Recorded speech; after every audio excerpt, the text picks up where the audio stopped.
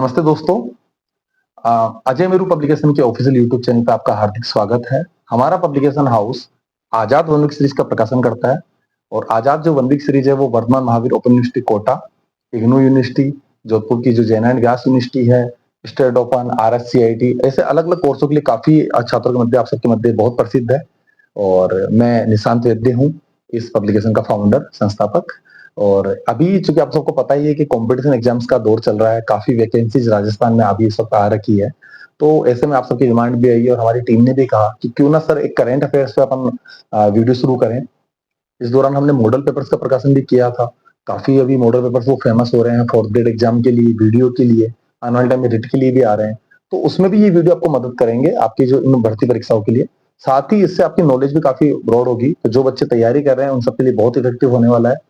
और हमारी जो एक्सपर्ट्स की टीम है, जिसमें कई सारे RS एस्पायरेंट भी हैं, कई सारे ऐसे हैं जिन्होंने RS और IAS को बहुत नजदीक से उस प्रक्रिया को देखा है, उन सब ने मिलकर ये वीडियो में मदद की है, कंटेंट लिखने से लेके, प्रूफ रीडिंग से लेके, स्लाइड्स बनाने से लेके। तो आप सब इसको एंजॉय करें, इन वीडियो को बहुत अच्छे से देखें, हर क्वेश्चन को याद करें। आज की वीडियो में हमने 6 अगस्त 2025 के अखबारों को और सुजस ई बुलेटिन जो कल शाम को जो प्रकाशित हुआ था उसको हमने इसमें शामिल किया है।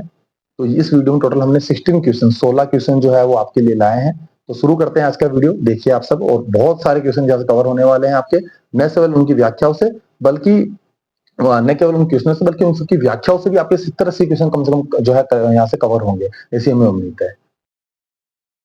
दोस्तों, पहला क्वेश्चन आप सबके सामने स्क्रीन पर आ रहा है। पहला क्वेश्चन है, मुख्यमंत्री संघ रक्षाबंधन आंगनबाड़ी बहन सम्मान समारोह के तहत आंगनबाड़ी बहनों को राखी के उपहार स्वरूप कितने रुपए की प्रोत्साहन राशि दी गई है। ये क्वेश्चन हमने सुजस ई बुलेटिन से उठाया है, जो कि राजस्थान सरकार का जो अपना सूचना एवं जनसंपर्क विभाग है, उसका एक ई बुलेटिन है जो कि डेली जारी होता है। मासिक तो आप सबको पता ही है सुजस आती है, लेकिन साथ ही ई बुलेटिन भी अब सरकार के द्वारा जारी किया जाता है। तो यहाँ पे दी गई जानकारी बहुत ऑथेंटिक होती है और एग्जाम में पूछी जाने की इसकी काफ़ी संभावना होती है। 4 ऑप्शन अब आपको दिख रहे हैं, 501 रुपये, 1101, 1501 और 2101। तो इसका सही उत्तर है ऑप्शन नंबर 1, 501 रुपये। मुख्यमंत्री संघ रक्षाबंधन आंगनबाड़ी बहन सम्मान समारोह का आयोजन जो हुआ था वो 5 अगस्त 2025 को, यानी कल के दिन, जयपुर की बिरला ऑडिटोरियम में हुआ था। इस कार्यक्रम की अंदर आपको पिक भी दिख रही है, हमारे मुख्यमंत्री भजन लाल जी, उप मुख्यमंत्री दिया कुमारी जी हैं इसमें। इसके तहत आंगनबाड़ी कार्यकर्ता को 501 रुपये की प्रोत्साहन राशि DBT, ध्यान दीजिएगा, DBT का अर्थ होता है direct benefit transfer, direct bank transfer. मतलब ये पैसा जो है, जो भी लाभ का जो पैसा है वो सीधा अकाउंट में डाला गया है। तो ये ऐसी कितनी आंगनबाड़ी कार्यकर्ता को दिया गया, ये भी ध्यान रखना, 1.21 लाख। राजस्थान में इस वक्त 1,21,000 आंगनबाड़ी कार्यकर्ता हैं, उन सबको ये प्रोत्साहन राशि दी गई है। अगला क्वेश्चन है, प्रदेश में कुपोषित बच्चों के लिए स्किम्ड मिल्क की मात्रा 15 ग्राम से बढ़ाकर कितने ग्राम कर दी गई है। आजकल एग्जाम में ट्रेंड रहता है कि इस तरह के क्वेश्चन भी काफ़ी पूछे जाते हैं जो कि बहुत फैक्चुअल होते हैं। तो 15 ग्राम स्किम्ड मिल्क पहले दिया जाता था बच्चों को, अब उसकी मात्रा कितनी कर दी गई है। ये क्वेश्चन भी सुजस ई बुलेटिन में आया था। तो ऑप्शन है 20 ग्राम, 25 ग्राम, 30 ग्राम और 35 ग्राम। तो इसका सही उत्तर है 25 ग्राम। 5 अगस्त 2025 को वहीं हमने जो बिरला ऑडिटोरियम में जो प्रोग्राम हुआ था, उसी में मुख्यमंत्री जी ने घोषणा की कि प्रदेश में कुपोषित बच्चों के लिए स्किम्ड मिल्क की मात्रा अब 25 ग्राम कर दी जाएगी। और साथ ही दुग्ध युक्त बालाहार प्रीमिक्स पैकेट का जो है वो यहाँ पे शुभारंभ किया गया। तो ये क्वेश्चन आप याद रखिएगा कि स्किम्ड मिल्क की मात्रा कितनी कर दी गई है। तो इसकी मात्रा कर दी गई है 15 ग्राम। अगले क्वेश्चन की ओर बढ़ते हैं। प्रदेश में महिला कल्याण को लेकर संचालित योजना और लाभ के गलत युग्म को पहचानिए। तो आप लोग देखो स्क्रीन पे 3 जो है आपको स्कीम दिखाई दे रही है। पहली है माँ वाउचर योजना। तो माँ वाउचर जो योजना है उसके सामने ऑप्शन है निःशुल्क सोनोग्राफी की सुविधा। दूसरा है लाडो प्रोत्साहन योजना, बालिकाओं को 1.5 लाख का सेविंग बॉन्ड। तीसरा है कालिका पेट्रोलिंग यूनिट, कॉलेज जाने वाली छात्राओं को फ्री पेट्रोल। और चौथा ऑप्शन है उपयुक्त सभी। ये भी ई बुलेटिन से हमने क्वेश्चन लिया है और तो हमने 3 योजना यहाँ पे आपको दिखाई है और उसके साथ में उसका लाभ दिखाया। तो आपको पहचानना है कि कौन सा जो ऑप्शन है वो गलत है, सही है, या सारे ऑप्शन ही गलत है। तो आपको चुनना है इसका आंसर। तो देखते हैं इसका सही आंसर क्या है। इसका सही आंसर है 3 मतलब कालिका पेट्रोलिंग यूनिट जो है वो इसका ऑप्शन गलत है। कालिका पेट्रोलिंग यूनिट का संबंध जो है महिला सुरक्षा से है। ये पहल राजस्थान पुलिस द्वारा महिलाओं के खिलाफ अपराधों को रोकने और सार्वजनिक स्थानों पर सुरक्षा बढ़ाने के लिए शुरू की गई थी। तो ये पेट्रोल से संबंधित नहीं है, ये उनकी सुरक्षा को, जो पेट्रोलिंग वर्ड होता है उसके, वो सुरक्षा से संबंधित है। तो वो महिला अपराधों को रोकने के लिए की गई थी। क्वेश्चन नंबर 4, आंगनबाड़ी केंद्रों पर जो आने वाले 3 से 6 वर्ष के बच्चे हैं उनके लिए सप्ताह में 5 दिन गर्म मीठा दूध उपलब्ध करवाया जाता है। ये किस योजना के तहत करवाया जाता है? ध्यान से पढ़िएगा इस प्रश्न को। सप्ताह में 5 दिन गर्म दूध कितने वर्ष के बच्चों के लिए? 3 से 6 वर्ष के बच्चों के लिए किस योजना के तहत उपलब्ध कराया जाता है? 4 योजनाएं आपको स्क्रीन पर दिखाई दे रही होगी। मुख्यमंत्री दुग्ध आहार योजना, मुख्यमंत्री अमृत आहार योजना, मुख्यमंत्री पोषाहार योजना और मुख्यमंत्री अल्पाहार योजना। तो हमें इन चारों योजनाओं को देख के बताना है, ये याद करना है कि कौन सी ऐसी योजना है जो कि गर्म दूध जो 5 दिन सप्ताह में उपलब्ध कराने के लिए 3 से 6 वर्ष के बच्चों को उपलब्ध कराती है। तो इसका सही उत्तर है मुख्यमंत्री अमृत आहार योजना। ठीक है, इसका शुभारंभ 14 दिसंबर 2024 को हुआ था, उदयपुर से हुआ था। तो इस फैक्ट को आप बिल्कुल याद कर लीजिए। ये बहुत महत्वपूर्ण प्रश्न में से एक है, एग्जाम के अंदर आने की बहुत संभावना है। इस वक्त राजस्थान में वैकेंसीज का दौर चल रहा है, एक के बाद एक वैकेंसीज आ रही हैं। और जो प्रतियोगी परीक्षा की जो तैयारी इस वक्त बच्चे कर रहे हैं उनके लिए मैं कहना चाहूँगा, इससे बड़ी अपॉर्चुनिटी आपकी लाइफ में नहीं आएगी जब एक साथ इतनी वैकेंसीज आपके पास हो और आप खुद ही कन्फ्यूज हो जाओगे कौन सा एग्ज़ाम देना है। मतलब सही शब्दों कहूँ तो इतने फॉर्म अभी लोग भर रहे हैं। तो आप लोग करंट का पूरा ध्यान रखिए, क्योंकि करंट से न केवल अपने समसामयिक प्रश्न तो कवर होंगे ही, हम जो व्याख्या बना रहे हैं उससे हमारी पूरा हम प्रयास कर रहे हैं कि आपकी स्टैटिक जीके भी कवर हो। तो अमृत आहार योजना आपको देखना है, कहीं ना कि किसी एग्जाम में आएगा, और हम जब एग्जाम के बाद जो वापस रिव्यू वीडियो बनाएंगे तो आपको बताएंगे कि देखिए हमने क्वेश्चन पूछा था। तो अमृत आहार योजना की शुरुआत 14 दिसंबर 2024 को उदयपुर से हुई थी। इसका विभाग कौन सा है? तो महिला एवं बाल विकास विभाग। प्रावधान क्या है? 3 से 6 वर्ष के बच्चों को राज्य के सभी आंगनबाड़ी केंद्र पर गर्म दूध उपलब्ध कराया जाएगा। सप्ताह में 5 दिन, 2 दिन नहीं कराएंगे। पूर्व में 3 दिन ही ये दूध मिलता था, लेकिन जब 2025-26 का बजट आया था तो इसमें इन 3 दिनों को बढ़ा के 5 दिन कर दिया गया था। और ये योजना राजस्थान सरकार के हर घर खुशहाली और आपनो अग्नि राजस्थान अभियान का हिस्सा है। बढ़ते हैं अगले क्वेश्चन की ओर। 5वां क्वेश्चन है, 51वीं जूनियर नेशनल तैराकी चैंपियनशिप में राज्य के किस खिलाड़ी ने कांस्य पदक जीता है? ये क्वेश्चन हमने दैनिक भास्कर से लिया है। दैनिक भास्कर बहुत अच्छा प्रयास कर रहा है। अगर आप इनकी खबरें पढ़ेंगे तो काफ़ी एग्जाम में क्वेश्चंस जो है दैनिक भास्कर से आ रहे हैं। तो हमने भी कहाँ से काफ़ी क्वेश्चन उठाए। इनके जो पत्रकारों की टीम को बहुत बहुत साधुवाद कि इस तरह की न्यूज़ेज ये ला रहे हैं जो कि बच्चों के हित में है। और बहुत ही हमारी टीम को भी इसमें काफ़ी एफर्ट लगा है। उन सबको भी साधुवाद कि उन्होंने इतने बारीक ऑब्जर्वेशन के द्वारा आपके लिए क्वेश्चन छाट के निकाले। आप देखिएगा आज की स्लाइड के सारे क्वेश्चन पढ़िएगा, और आप इस कंटेंट की तुलना यूट्यूब पे उपलब्ध अन्य चैनल से भी कीजिएगा कि उन लोगों से हमारा जो है चैनल कैसे अलग है, हम कैसे अपने वीडियो को उनसे अलग बना रहे हैं। आप खुद उस कंटेंट को पढ़ के फिर फील कीजिएगा। तो बढ़ते हैं इस क्वेश्चन की ओर। तो राजस्थान में जो किस खिलाड़ी ने कांस्य पदक जीता है 51वीं जो जूनियर नेशनल तैराकी चैंपियनशिप हुई है उसमें? पहला ऑप्शन है साहिल गुप्ता, दूसरा है रजत चौहान, तीसरा विवेक सेन और चौथा है अर्जुन कंदोई। तो इनमें से किस खिलाड़ी ने जो है रजत पदक जीता है? तो सही आंसर है साहिल गुप्ता। अहमदाबाद में ये आयोजित हुई थी। तो ध्यान दीजिएगा, छोटे छोटे फैक्ट भी आपको याद करने होंगे। अहमदाबाद, पहला फैक्ट क्या निकल के आया? ये प्रतियोगिता कहाँ आयोजित हुई? अहमदाबाद में। कौन सी भी थी? 51वीं जूनियर नेशनल तैराकी चैंपियनशिप। किसने पदक जीता? साहिल गुप्ता ने। अब कौन सी स्पर्धा में जीता है? तो यह 200 मीटर बटरफ्लाई, 200 मीटर बटरफ्लाई स्पर्धा है, उसमें जीता है। राजस्थान तैराकी संघ के अध्यक्ष जो है अनिल व्यास हैं, क्योंकि इनका भी न्यूज़ में नाम था। हमने न्यूज़ कटिंग भी यहाँ पे लगाई है ताकि आप लोग जो है इस खबर को पढ़ सकें और अखबार पढ़ने का तरीका भी आप सीखें कि कैसे छोटी छोटी खबरों से क्वेश्चन एग्जाम में बनते हैं। ठीक है, तो साहिल गुप्ता इसका आंसर, आप याद रखिएगा ऐसे। क्वेश्चन नंबर 6, 7वीं पुरुष all India inter zonal netball championship में वेस्ट जोन ने सिल्वर मेडल जीता। प्रदेश के कौन से जो खिलाड़ी इस टीम का हिस्सा थे, या प्रदेश का कौन सा खिलाड़ी इस टीम का हिस्सा था? तो पहला ऑप्शन है जितेंद्र गुर्जर, दूसरा है नीरज मीना, तीसरा है हेतराम प्रजापत और चौथा है संजय कुमार शर्मा। तो 7वीं पुरुष all India inter zonal netball championship, ठीक है, उसके भी वेस्ट जोन की बात चल रही है। उसमें हमारे प्रदेश के खिलाड़ी जो थे वो उस टीम का हिस्सा थे। तो वो खिलाड़ी कौन है? तो सही उत्तर है संजय शर्मा। पंजाब यूनिवर्सिटी चंडीगढ़ में 1 से 3 अगस्त तक इस स्पर्धा का आयोजन हुआ था। संजय शर्मा इस टीम का हिस्सा थे और संयोग से इस टीम के जो कोच हैं वो है विवेक सेन, जो कि राजस्थान के ही हैं। तो कोच भी अगर आपको पूछते हैं तो याद रखना विवेक सेन है, और खिलाड़ी कौन थे? तो संजय शर्मा। ठीक है, आगे बढ़ते हैं।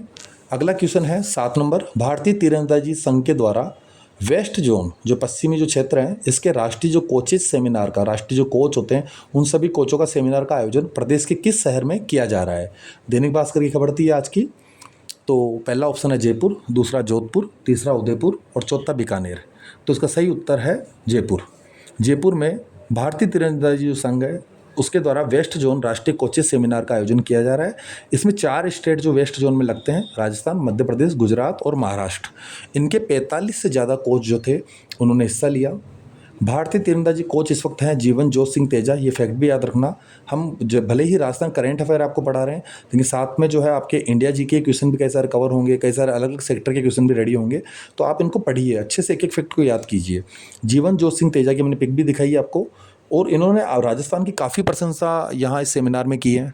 इन्होंने कहा कि राज्य के अंदर तीरंदाजी की बहुत संभावना है, और भारत में तीरंदाजी को एक समय में लिम्बाराम जी के नाम से जाना जाता। तो आप याद रखना लिम्बाराम कौन थे, तो राजस्थान के जो है प्रसिद्ध जो थे तीरंदाज हैं लिम्बाराम जी, उनके नाम से भारत में तीरंदाजी को एक समय जाना जाता था। और वर्तमान में रजत चौहान में इन्होंने काफ़ी संभावना देखी है, इन्होंने प्रशंसा भी की है, रजत को इन्होंने ट्रेन भी किया था।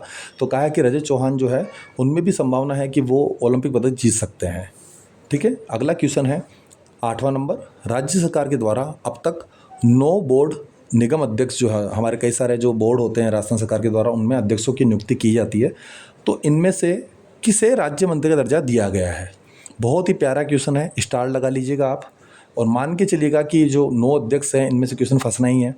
और बहुत ही टेक्निकली दैनिक भास्कर की खबर जो बहुत अच्छी भी लगी कि राज्य मंत्री का दर्जा किसे मिला है, इनमें से कैबिनेट मंत्री का किसे मिला है और किसे अब तक दर्जा नहीं मिला है। तो हमने पूरी व्याख्या में से दिखाया है। अब पूरे प्रसंग को एक बार फिर से पढ़िए। राज्य सरकार के द्वारा अब तक 9 बोर्ड निगम अध्यक्ष बनाए गए हैं। 6 अगस्त की हम बात कर रहे हैं, तब तक इनमें से किसे राज्य मंत्री का दर्जा दिया गया है? पहला ऑप्शन है जसवंत बिश्नोई, दूसरा है CR चौधरी, तीसरा है ओम प्रकाश भड़ाना, और चौथा है ओंकार सिंह लखावत। तो इनमें से किसे, भाई अध्यक्ष तो सबको बनाया गया किसी न किसी बोर्ड का, लेकिन राज्य मंत्री का दर्जा किसे दिया गया है? तो सही उत्तर है ओंकार सिंह लखावत। अभी हाल ही में आप सबको पता है कि अरुण चतुर्वेदी जी को राज्य वित्त आयोग का अध्यक्ष बनाया गया था, तो इन्हें कैबिनेट मंत्री का दर्जा दिया गया। न्यूज आई थी एक्चुअल के अंदर इसी को लेके कि कैबिनेट मंत्री का दर्जा मिला है अरुण चतुर्वेदी को। तब ये दैनिक भास्कर ने ये कवरेज किया कि इससे पहले जो राजस्थान विरासत संरक्षण एवं संवर्धन प्राधिकरण के जो अध्यक्ष हैं, ये संगठन का नाम आप याद रखना कि राजस्थान विरासत संरक्षण एवं संवर्धन प्राधिकरण जो ये बोर्ड है, इसके अध्यक्ष हैं ओंकार सिंह लखावत। तो इन्हें तो दर्जा मिला है राज्य मंत्री का, और अरुण चतुर्वेदी को मिला है कैबिनेट मंत्री का। हमने आपको स्लाइड में ये क्लियर दिखाया, आप इनके चेहरे, इनके पद और इनके जो है नाम वो याद रखें। साथ ही वे 7 लोग कौन हैं जिन्हें बोर्ड और निगम अध्यक्ष का दर्जा तो मिला है लेकिन राज्य मंत्री का नहीं मिला है? तो पहले हैं CR चौधरी। CR चौधरी जो थे पूर्व सांसद, हमारे जो RPC अध्यक्ष हैं और सांसद भी रहे हैं। इनको किसान आयोग का अध्यक्ष जो है अभी बनाया गया है। जसवंत बिश्नोई जीव जंतु कल्याण बोर्ड के अध्यक्ष हैं, पूर्व सांसद हैं। ओम प्रकाश भड़ाना देवनारायण बोर्ड के अध्यक्ष हैं। प्रेम सिंह बाजोर जो हैं सैनिक कल्याण बोर्ड के अध्यक्ष हैं। प्रहलाद राय टांक श्री यादव माटीकला बोर्ड के अध्यक्ष हैं। राम गोपाल सुथार विश्वकर्मा कौशल विकास बोर्ड के अध्यक्ष हैं। और राजेंद्र नायक राजस्थान राज्य अनुसूचित जाति वित्त और विकास आयोग के अध्यक्ष हैं। तो ये 7 ऐसे अभी अध्यक्ष, इनके पास अभी राज्य मंत्री का दर्जा नहीं मिला है। इनको हो सकता है जल्दी मिल जाए, लेकिन आज की स्थिति में 2 जो 9 में से हैं, हमने बताया जैसा कि अरुण चतुर्वेदी और ओंकार सिंह लखावत, उन्हें मंत्रियों का दर्जा मिला है, बाकी को इन 7 को नहीं मिला है। अब होता क्या है मंत्री का दर्जा मिलने से? तो कैबिनेट मंत्री का वेतन 65,000 रुपये और सरकारी भत्ता 55,000 रुपये रहता है, जबकि राज्य मंत्री का वेतन 62,000 रुपये और सरकारी भत्ता 55,000 रुपये मिलता है। ठीक है, इसके अलावा और भी कई सुविधाएं इनको मिलती हैं। तो राज्य मंत्री के दर्जे पे आप याद रखना कितने अभी टोटल बने, 9 बने और उसमें 2 को मिला है दर्जा। ठीक है, अगला क्वेश्चन है जोजरी नदी किसकी सहायक नदी है? ये जोजरी नदी की फ़ोटो भी हमने दिखाई है, और आज दैनिक भास्कर में काफ़ी बड़ा इस पर आर्टिकल आया था। रविंद्र सिंह जी जो भाटी है, हमारे शिव से विधायक हैं, उनका ये लेख था। तो उस लेख के ऊपर जो है ये क्वेश्चन बनाया है हमने कि जोजरी नदी किसकी सहायक नदी है? पहला ऑप्शन माही, दूसरा लूनी, तीसरा बनास और चौथा साबरमती। इन 4 में से किसकी सहायक नदी है? तो सही उत्तर है लूनी। अभी चर्चा में क्यों आ रही है? राष्ट्रीय हरित प्राधिकरण जो हमारा नेशनल ग्रीन ट्रिब्यूनल है, उस ट्रिब्यूनल ने कहा है कि जोजरी अब नदी नहीं बहता हुआ जहर है। आप सोचिए कितनी बड़ी बात उसने बोली है, और ये सब नदियों पे लागू होती है। राजस्थान की अधिकांश नदियाँ प्रदूषित हो गई हैं, राजस्थान ही देश की हो गई हैं। उसका कारण कहीं ना कहीं बढ़ती हुई मानव जनसंख्या और हमारे द्वारा फैलाया जा रहा प्रदूषण है। जोजरी नदी नागौर जिले के पुंडलू गाँव से निकलकर जोधपुर से बालोतरा होते हुए 239 किलोमीटर तक बहती है। इसका जलग्रहण क्षेत्र जो है घट के अब सिर्फ 92 है ना स्क्वायर किलोमीटर, 92 वर्ग किलोमीटर रह गया है। जोधपुर, पाली, बालोतरा, जसोल जैसे औद्योगिक क्षेत्रों से जो हर दिन जो हज़ारों लीटर जो केमिकल निकलता है वो सब इसमें विसर्जित किया जाता है। और इस क्षेत्र के अंदर काफ़ी उद्योग भी अभी बने हुए हैं पहले से ही। उद्योग जो हैं dye, textile, chemical, steel factory, तो वो सब इसमें विसर्जित किए जाते हैं। इस कारण से यहाँ पे जो है जल बहुत दूषित हो गया है। और नाइट्रेट के कारण से एक रोग होता है ब्लू बेबी सिंड्रोम। याद रखना, ये क्वेश्चन कई एग्जाम से पूछा जा चुका है कि ब्लू बेबी सिंड्रोम किस रसायन के कारण से होता है, किस केमिकल के कारण हो रहा है, तो वह है नाइट्रेट। तो नाइट्रेट जो है वो इस पानी में काफ़ी अधिक मात्रा में पाया जा रहा है और इससे ब्लू बेबी सिंड्रोम जो है रोग हो रहा है। ठीक है, तो जोजरी नदी पे क्वेश्चन था, किसकी सहायक है, लूनी की है, कहाँ से निकलती है, कहाँ जाती है और इसमें किस कारण से जो है रसायन मिल रहे हैं, गंदगी मिल रही है और कौन कौन से रोग इसके कारण से हो रहे हैं, ये इसमें हमने कवर किया है। अगला क्वेश्चन है, चंद्रलोई नदी किसकी सहायक नदी है। दैनिक भास्कर में आज बहुत ही अच्छी ये न्यूज़ आई थी। पहली बार मैंने भी ये क्वेश्चन पढ़ा है भैया, इतने मेंस दिए हैं मैंने आरएस वगैरह के और इस कितनी किताबें पढ़ी हैं, लेकिन पहली बार मेरे जीवन में सामना हुआ कि चंद्रलोई नदी जो है वो किसकी सहायक नदी है। तो पहला ऑप्शन है माही, दूसरा है लूनी, तीसरा चंबल और चौथा है काली सिंध। तो सही उत्तर इसका है चंबल नदी। देखिए फ़ोटो, चंबल आपको दिख रही है स्क्रीन पे और चंद्रलोई यहाँ से जा रही है चंबल नदी के अंदर। ठीक है, मानस गांव है, ये कोटा के पास है, कोटा से 18 किलोमीटर दूर है। उस गांव के अंदर चंद्रलोई नदी चंबल में मिलती है। ये नदी में मगरमच्छ काफ़ी है, उसकी बड़ी आबादी के लिए जानी जा रही है अभी, तो इस कारण से चर्चा में थी। आप याद रखना, चंद्रलोई नदी किसकी सहायक है, तो चंबल की। अगला क्वेश्चन लेते हैं, हाल ही में प्रदेश में जो हमारे राजस्थान के किस पर्वतारोही ने यूरोप की सबसे ऊंची चोटी माउंट एल्ब्रूस को फतेह किया है ना। तो इस क्वेश्चन में ही क्वेश्चन फंस गया, तो यूरोप की सबसे ऊंची चोटी का नाम क्या है, माउंट एल्ब्रूस। तो ऑप्शन देखते हैं, ये राजस्थान पत्रिका की खबर है। राजस्थान पत्रिका में बहुत अच्छी अच्छी खबरें इन दिनों आ रही है। हमने कोशिश की कि सारे अखबारों के सारे संस्करण में उठाएं, जयपुर से लेकर जोधपुर, बीकानेर, उदयपुर, हर संस्करण को हमने कवर करने की कोशिश की है। और तो पहला ऑप्शन इसमें से है विवेक जैन, दूसरा है आशीष श्रीवास्तव, तीसरा सुरेश चौधरी और चौथा विनीत तिवारी। इन चार में सही ऑप्शन जो है आंसर है वो है विवेक जैन। जयपुर के ये निवासी हैं, कहाँ के रहने वाले हैं, जयपुर के। इन्होंने यूरोप की सबसे ऊंची चोटी माउंट एल्ब्रूस को फतेह किया है, जिसकी ऊंचाई है 5642 मीटर। और जैन के इस फतेह अभियान में जो राजस्थान की जो राज्य क्रीड़ा परिषद है, स्पोर्ट्स जो हमारी काउंसिल है, उसने उनकी मदद की थी, इसलिए भी न्यूज़ में आई थी खबर। अगला क्वेश्चन है, भरतपुर स्थित घना पक्षी अभ्यारण्य जो हमारा यूनेस्को की वर्ल्ड हेरिटेज साइट है और जो रामसर वेटलैंड भी है, इसमें किस नदी से जलापूर्ति होती है। पहला ऑप्शन बाणगंगा, दूसरा सेवर, तीसरा रूपारेल और चौथा गंभीर। तो सही उत्तर है गंभीर नदी। ठीक है, भरतपुर के घना पक्षी अभ्यारण्य में, है ना। अब ये न्यूज में क्यों आया, तो भरतपुर में जो घना पक्षी विहार अभ्यारण्य है वहाँ पे गंभीर नदी का पानी जा रहा है, लेकिन गंभीर नदी पे काफ़ी अतिक्रमण हो गए। इसको लेकर हाईकोर्ट में केस फाइल किया गया था जनहित याचिका का। जनहित याचिका की जब सुनवाई हुई तो जज साहब ने हमारे जो करौली के जिला कलेक्टर थे उनको पेश किया या उन तक ये बात पूछी, तो उन्होंने लिखित में ये अंडरटेकिंग दी है कि मैं 4 सप्ताह में करौली के अंदर जो जितने भी अतिक्रमण इस नदी के किनारे हैं उनको हटा दिया जाएगा, ताकि जल की जो आपूर्ति बढ़े। और जब नदी का प्रवाह निर्बाध होगा तो घना पक्षी विहार अभ्यारण्य तक भी जल आपूर्ति इससे बढ़ेगी। तो बहुत इंपॉर्टेंट न्यूज़ है। साथ ही हमारी न्यायपालिका को बहुत बहुत धन्यवाद कि इतना महत्वपूर्ण उन्होंने निर्णय लिया है और अतिक्रमण को जो हटाया जा रहा था कि जल जो है वो उसकी आपूर्ति बढ़े। ठीक है, तो याद रखना गंभीर नदी और घना पक्षी विहार से इसका कनेक्शन है। अगला क्वेश्चन है, खारे पानी की झीलों के पानी से जो नमक बनता है उसके लिए क्यारियाँ बनाई जाती है, तो इन क्यारियों को स्थानीय भाषा में क्या कहा जाता है। बहुत ही यूनिक क्वेश्चन हमारी टीम ने ये बनाया है राजस्थान पत्रिका से आज का। तो पहला ऑप्शन है हाकड़ा, दूसरा खारड़ा, तीसरा मोरली और चौथा खारवाल। तो खारे पानी की झीलों की जो क्यारियाँ होती है उसको क्या कहा जाता है, सोचिए, आप बताइए। तो इसका सही उत्तर जो है वो है खारड़ा। नमक नगरी है नावा, नावा की अपने फ़ोटो भी दिखाई है और आपको खारड़ा की फ़ोटो भी दिखाई है। तो नावा जो है उसमें खारे पानी से नमक बनाने के लिए क्यारियाँ बनाई जाती है छोटी, और इन जो क्यारियों को कहा जाता है खारड़ा। मई जून माह में काफ़ी गर्मी राजस्थान में पड़ती है और इस गर्मी के कारण से जब वो जल जो है वाष्पोत्सर्जित होता है, वाष्पित होता है, तो पीछे लवण छूट जाता है, उससे नमक बनता है। लेकिन इस बार क्या हुआ कि जून माह में बारिश ज़्यादा हुई, इस कारण से वो जो खारड़े थे वो पानी से भर गए। इस कारण से समाचार में आया कि नमक का उत्पादन यहाँ पे गिरा है। और भी कई कारण बताए गए नमक उत्पादन गिरने के, लेकिन इस बार नावा में काफ़ी नुकसान हुआ है, नमक उत्पादन कम रहा। तो ये ध्यान रखना, खारड़ा क्या है, तो खारड़ा उन क्यारियों को कहा जाता है जहाँ पे नमक उत्पादित किया जाता है। अगले क्वेश्चन की ओर बढ़ते हैं अब।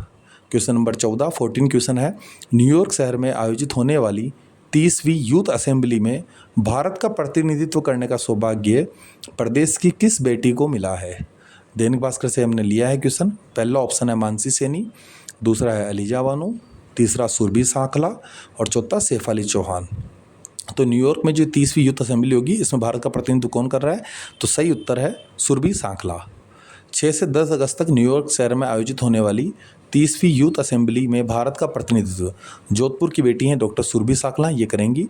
रसायन विज्ञान से पीएचडी हैं और आइडिया फॉरेज इनोवेशन की ये फाउंडर हैं और बच्चों के लिए एजुकेशनल गेम बनाती हैं। हमने वो न्यूज़ कटिंग भी आपको दिखाई है ताकि आपको ये पता चले कि हमारी टीम कितनी मेहनत इन क्वेश्चंस को बनाने में कर रही है और कहाँ से छांट के आपके लिए क्वेश्चंस ला रही है। राजस्थान के इतिहास में ये पहली बार हो रहा है कि हम न्यूज़ चैनल्स और सुजेस ई बुलेटिन को हमारे क्वेश्चंस में शामिल कर रहे हैं और उसके सोर्स भी हम आपको दिखा रहे हैं। वहाँ से हम फोटो कटिंग्स भी आपको दिखा रहे हैं, न्यूज़ कटिंग्स दिखा रहे हैं ताकि आप विश्वसनीय तरीके से ये विश्वसनीय हमारे क्वेश्चंस के रहे, विश्वसनीयता रहे और आप ये उन क्वेश्चंस को बहुत अच्छे से याद करें। ऐसा ना समझे कि हमने भी ठीक है कहीं से उठा के क्वेश्चन ऐसे ही बना दिए हैं। बहुत मेहनत हमारी टीम ने की है। आपको सिर्फ इतना करना है कि इन क्वेश्चन को याद करना है, डेली प्रैक्टिस करनी है। और अगर वीडियो पसंद आ रहा तो आप इसको लाइक सब्सक्राइब कर ही सकते हैं। कमेंट कीजिए, हमें बताएं कि हम और क्या इसमें सुधार कर सकते हैं। ठीक है, अगला क्वेश्चन है, पिपलांत्री गाँव किस कारण प्रसिद्ध है? दैनिक भास्कर से आज की न्यूज़ थी। पहला ऑप्शन है स्वर्ण भंडारों की खोज के कारण, दूसरा पर्यावरण संरक्षण के लिए, तीसरा है महाभारत कालीन अवशेषों के लिए और चौथा है विश्व की सबसे ऊंची तेजाजी की मूर्ति के निर्माण के कारण। तो किस कारण से ये गांव प्रसिद्ध है? तो इसका सही उत्तर है राजसमंद जिले का जो पिपलांत्री गांव है, ये पर्यावरण संरक्षण के लिए फेमस है। देखिए बहुत ही आरएस मेंस 2013 में क्वेश्चन आया था मेंस के अंदर, पिपलांत्री गांव चर्चा में क्यों है और ये उस वक्त किसी को मिला नहीं था एक्चुअल में ये क्वेश्चन। फिर पता चला कि राजस्थान बोर्ड की जो किताबों के अंदर ये क्वेश्चन दिया हुआ था, तो राजस्थान बोर्ड की बुक्स जरूर पढ़ना है आप सबको। तो ये क्वेश्चन वहाँ आया था सबसे पहली बार, मेंस 2013 में ये क्वेश्चन पूछा गया है। तो पिपलांत्री गांव के अंदर एक सरपंच हुए थे श्याम सुंदर पालीवाल, अभी भी हैं। तो उन सरपंच ने पहल शुरू की थी कि जहाँ पे अगर इस गांव में कोई भी बिटिया जन्म लेगी तो 111 पौधे जो है वो लगाए जाएंगे। और धीरे धीरे ये पहल जो है गांव से हर परिवार तक पहुंची, सबने ये एफर्ट डाला और वहाँ पे लाखों पौधे वहाँ पे लगाए गए हैं। करीब 14 से 15 लाख पौधे अब तक लग चुके हैं। तो इसलिए राजस्थान सरकार ने इस गाँव को पर्यावरण संरक्षण का मॉडल गाँव बनाया। और यहाँ पे अभी पर्यावरण महोत्सव 2025 आयोजित हुआ था, जिसमें राज्यपाल ने यहाँ पे शिरकत की। हमारे जो राज्यपाल हैं उन्होंने, इस कारण से न्यूज़ में आया। किस जिले में है? राजसमंद जिले में है। पर्यावरण संरक्षण के लिए फेमस है। बेटी के जन्म पे यहाँ पे 111 पौधे लगाए जाते हैं। श्याम सुंदर पालीवाल को पद्मश्री भी मिला है फिर इस पहल के लिए। उन्होंने जो पूरा एक अपने आप में यूनिक एफर्ट लगाया है उसके लिए। और ये गाँव जो है पर्यावरण संरक्षण का मॉडल गाँव बन चुका है। यहाँ पे पर्यावरण महोत्सव का आयोजन भी किया गया था, इस कारण चर्चा में है। अगला क्वेश्चन है, मलेशिया ओडेक्स और सिंगापुर ओडेक्स रैंडो न्यूयर्स में भाग लेने वाली देश की एकमात्र साइकिलिस्ट कौन है? मोनिका शर्मा, दूसरा ऑप्शन है नचिता यादव, तीसरा ज्योति चौधरी और फोर्थ है रेणु सिंघी। तो सही उत्तर इसका जो है वो है रेणु सिंघी। रेणु सिंघी जोधपुर के रहने वाले हैं। 600 किलोमीटर लंबी ये प्रतिष्ठित मलेशिया ओडेक्स और सिंगापुर ओडेक्स रैंडो न्यूयर्स जो ये मैं कहूँ कि एक तरह की प्रतियोगिता ही होती है, उसमें भाग लेने के लिए इंडिया से एकमात्र महिला गई थी ये। तो जोधपुर की निवासी है, इन्होंने इसमें भाग लिया था और करीब 130 साइकिलिस्ट अलग अलग देशों से यहाँ आए थे। जो 59 वर्षीय 59 ईयर्स ओल्ड हैं सिंघी जी, ये यूनिवर्सिटी एजुकेशन से जुड़े हुए हैं। अलग अलग यूनिवर्सिटी से इनका जुड़ाव है और राजस्थान का नाम इन्होंने रोशन किया है। दोस्तों, उम्मीद है आप सबको ये वीडियो बहुत पसंद आया होगा। हमने ये जो 16 क्वेश्चन कवर किए हैं, आपने देखा है कि इनकी व्याख्या कितनी बहुत ही जबरदस्त हमने बनाई है। न केवल ये सब, बल्कि 70 से 80 क्वेश्चन यहाँ से कवर होने चाहिए। कुछ क्वेश्चन तो ऐसे थे जो सच में मैंने भी पहली बार पढ़े थे कि यार ये क्वेश्चन सच में हमारे से अब तक कैसे चूक गए। तो समाचार पत्र का महत्व भी आपको यहाँ से पता चलता है। आप लोग कोशिश कीजिए डेली 2-3 अखबार कम से कम घर पे पढ़ें। और अगर आप लोग नहीं पढ़ पा रहे हैं तो आजाद जो हमारा जो ब्रांड है या आजाद पब्लिकेशन है, हम कोशिश करेंगे कि आप सबके लिए सारे समाचार पत्र और सारे संस्करण जो कवर कर सकें और बहुत ही अच्छे क्वेश्चन वहां से निकाल के आप सबके सामने ला सकें। बहुत बहुत धन्यवाद आप सबका आज की वीडियो को देखने के लिए। और अगर आपको ये वीडियो पसंद आया तो कृपया इसे लाइक करें, इसे शेयर करें और हमारा समर्थन करें ताकि हम ऐसे ही वीडियो रोज आपके लिए लेके आ सकें। और राजस्थान में जो एक अभिनव पहल हम सबने शुरू की है कि राजस्थान करंट अफेयर को एक नए तरीके से आपके सामने प्रस्तुत किया जाए, तो इस पहल को आप सबके समर्थन की आवश्यकता है। बहुत बहुत आभार। कल फिर मिलते हैं। धन्यवाद।